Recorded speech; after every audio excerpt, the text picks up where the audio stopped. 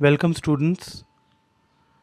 This lecture is about the classes and objects in Java. Here we will understand the concept of class and object in Java. So the first topic is class.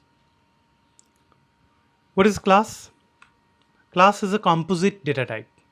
As we know, composite data types are those data types which are created based on the fundamental data types. The data types which are already there in the Java library are known as fundamental data types, and based on that, when we create other data types, those are known as composite data types or derived data types. So class is a composite data type. Why? A class is a mechanism to implement encapsulation. So if you have seen my video on OOP, object oriented programming, you know then that encapsulation is nothing but it is actually collection of data members and member functions into a single encapsulated unit, and that single encapsulated unit we call it as class.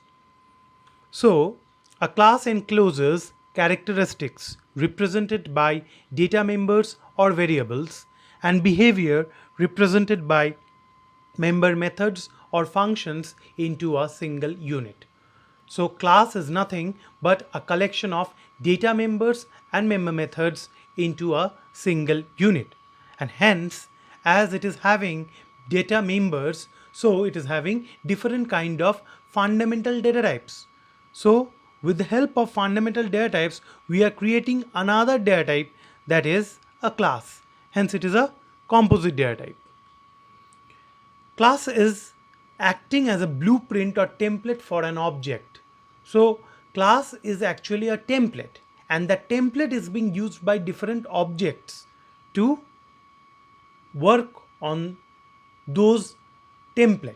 Means the class is actually a template which is being used by different objects to work and to get the desired output. So if you look at this picture, it clearly shows that a class is nothing but an encapsulated unit which is having two things. One is variables, that is data members, and another one is methods. Now, if you see a Java program, how we write this in a programming style, we write public class person. So public class person is nothing but a class which is named person, and it is having data members, two data members. One is ID of the type double, and another one is name of the type string, and it is also having methods. So here the method is say hello method. So class is nothing but a collection of data members and member methods into a single encapsulated unit. So this is the concept of class. And we have also seen how can we write a class in Java. This is a basic snippet of class in Java. Now we are going into object. So what is object? Object is clearly an instance of a class. So why we call object as an instance of a class? Because every object created from a class, every object created from a class. A class is not created from an object, but object is created from a class. Because class is acting as a template or blueprint for an object. So every object created from a class get its own instances of the variables defined in the class. Get its own instances of the variables defined in the class. So this we can explain in a better way with this diagram. So if a class is there, say dog is a class, so what data members it may have? It may have the data members as breed, it may have data members as size, it may have data member as age, it may have data member as color. So every dog has a breed, has a size, has an age, has a color. And method, it can have the different behaviors of the dog, as we have seen that what are methods, it's nothing but a representation of the behaviors. So different behaviors of a dog: eat, sleep, sit, run, all these are different behaviors of a dog. So this is nothing but a class, which is a blueprint, which is a template for a dog. But when in real life, a dog, we are treating a dog, then that is nothing but a object. In real life, when a dog is coming, this class is a template. Like dog will have actually these data members and these methods. But in real life, when a dog is coming, say dog 1, then this dog 1 will have all the instances of these data members and methods. That's why we are saying that object is instance of a class, because this dog 1 is actually a dog which is having all this breed, size, age, color, eat, sleep, sit, run. So it will have different values in this data members and the methods for dog 1. And when we are treating a dog 2, then another dog, so it may vary in breed, it may vary in size, it may have a different age, different color, but it is another dog. So dog 1 is one dog, dog 2 is another dog. Likewise, dot dot dot dot, there is dog n number of dogs. So those n number of dogs are nothing but the objects, are the real life objects, which are taking which is actually the real life objects, and which are the instances of the class, which are taking help of the class, the format which is there already. And with the help of the format, that each real life instances can be represented.